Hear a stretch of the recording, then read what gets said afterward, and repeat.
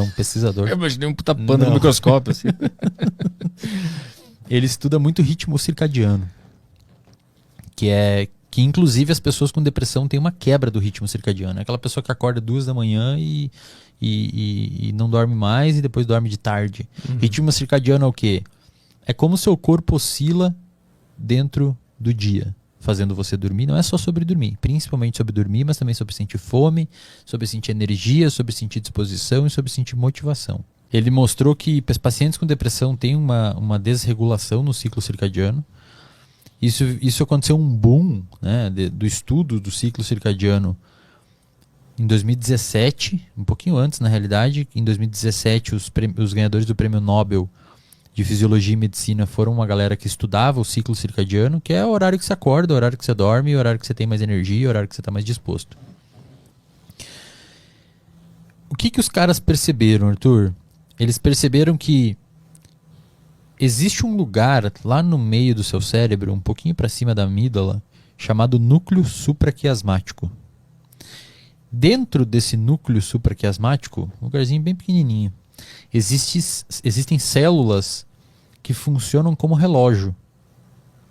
Inclusive os genes que essas células têm são chamados de genes clock, que esses pesquisadores deram o nome. Normalmente eles foram meio humildes, normalmente a galera dá o nome deles, né? Os genes Arthur, os genes Silva. Eles deram o nome dos genes clock. O que eles perceberam? Que esses genes, dentro da maquinaria celular, ocorre uma tradução, uma transcrição do gene para um RNA, e esse RNA é traduzido em proteína. É isso que ocorre em toda a célula do seu corpo. Tá?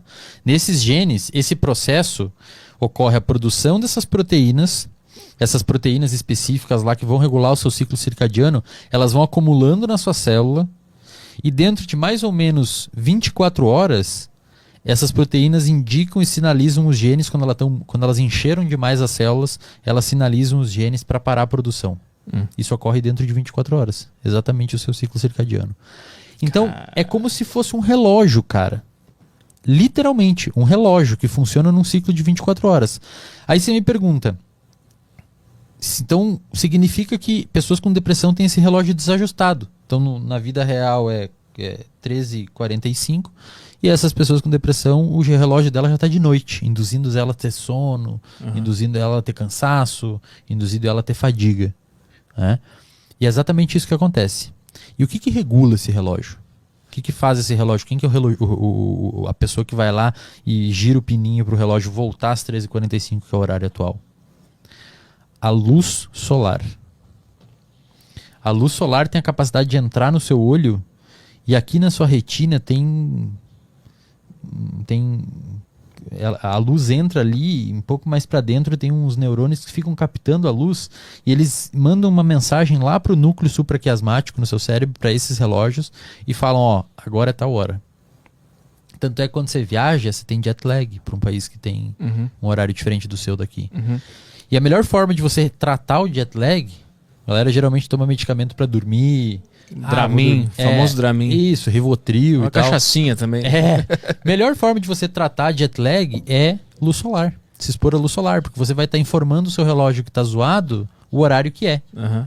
E isso é muito massa, cara. Então, assim, todo mundo que está assistindo aqui, se tiver algum tipo de problema com dormir, se tiver algum tipo de problema com falta de sono, com acordar de noite, com cansaço no meio do dia e tudo mais, principalmente problema de sono, acorda de manhã e se expõe um pouco à luz solar, pelo menos uns 10 minutinhos, deixa a luz solar entrar no seu olho, que ele vai sintonizar o relógio e dentro de uma semana você vai estar provavelmente dormindo bem melhor. E a luz artificial, essas do celular, da tela, elas fodem tudo, né? Elas são capazes de desregular tudo. É por isso que também à noite é importante que você comece a entrar num estado de desativação desse sistema e meio que mostrar pro seu cérebro que está na hora de dormir.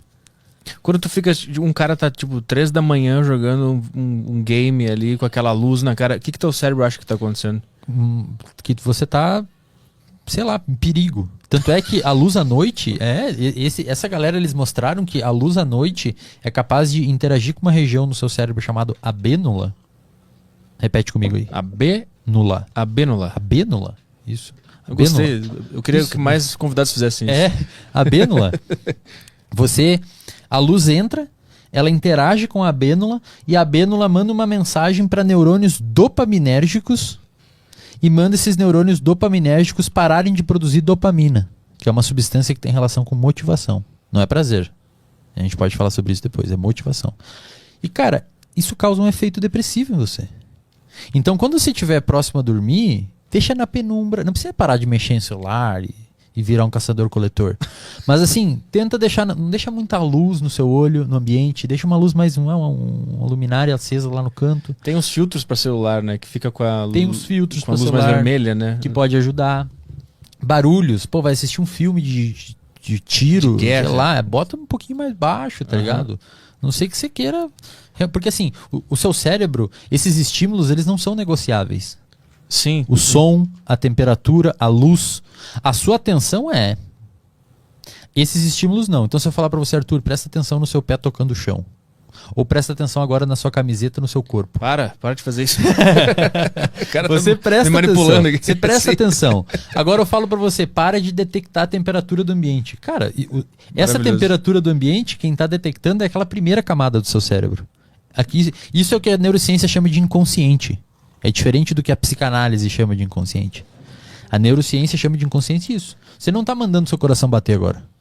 Mas quando tu fala, eu percebo que ele tá batendo, né? E quando tu falou pra eu parar de notar a temperatura, eu notei mais ainda como é que eu tô me sentindo. Exatamente. Então assim, a sua atenção, você consegue direcionar ela para os lugares. A luz, o som, isso o seu cérebro tá interpretando, embora na maioria das vezes você não saiba.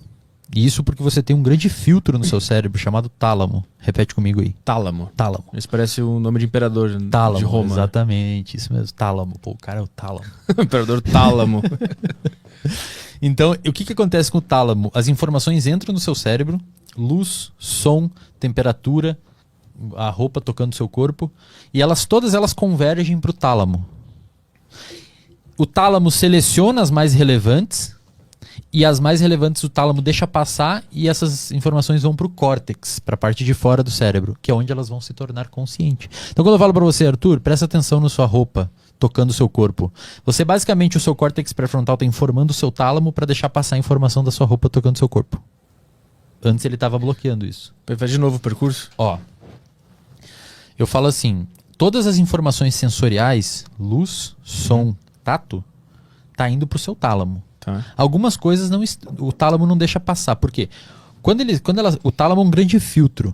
O tálamo tá fazendo o quê? Eu vou deixar passar as informações pro córtex, que é a camada de fora do seu cérebro, só aquelas informações relevantes pro momento. Entendi. Então, no momento que tá numa entrevista, o tálamo recebe informações do seu córtex pré-frontal e ele falando assim, ó, agora eu quero que ele preste atenção no convidado e no que ele tá falando. Então, deixa passar a voz, deixa passar a luz, o foco ali, e deixa ele entender, ignora todo o resto, ignora a roupa, ignora o pé, ignora o barulho lá fora, ignora o carro que passou na rua, ele precisa se focar no convidado. Quando eu falo para você, Arthur, presta atenção na sua roupa agora. O seu córtex pré-frontal entendeu essa solicitação, enviou uma mensagem para o tálamo, e o tálamo começou a deixar passar os sinais sensoriais da roupa tocando seu corpo para a área sensorial do seu córtex. Porque o córtex permitiu. Solicitou também, exatamente, de alguma forma, né? Porque a tua informação fez o meu córtex solicitar que o meu tálamo deixe passar essa informação. Exatamente. Caralho, é muito louco isso. É muito louco, cara. E, por exemplo, se você pegar pacientes que têm transtorno de déficit de atenção, é muito comum a galera achar que eles não têm atenção. Eles têm, na verdade, demais. É que esse é o problema. Eles têm muita atenção. O tálamo dele deixa passar muita coisa. Então o cara tá prestando atenção aqui, estudando, e passa um carro na rua, abre o portão lá, ele escuta. Uma pessoa que não tem TDAH, deixa aquilo dali, o tálamo não traz aquilo para consciência, você não direciona a sua atenção para lá. A pessoa com TDAH escuta, presta atenção em tudo. Então bateu a porta lá embaixo, a pessoa já prestou atenção. Então ela não consegue estudar. E aí você tem que ter um auxílio psicoterapêutico e medicamentoso para regular isso. Mas aí é outra história. Ponto importante. Luz de noite tem esse efeito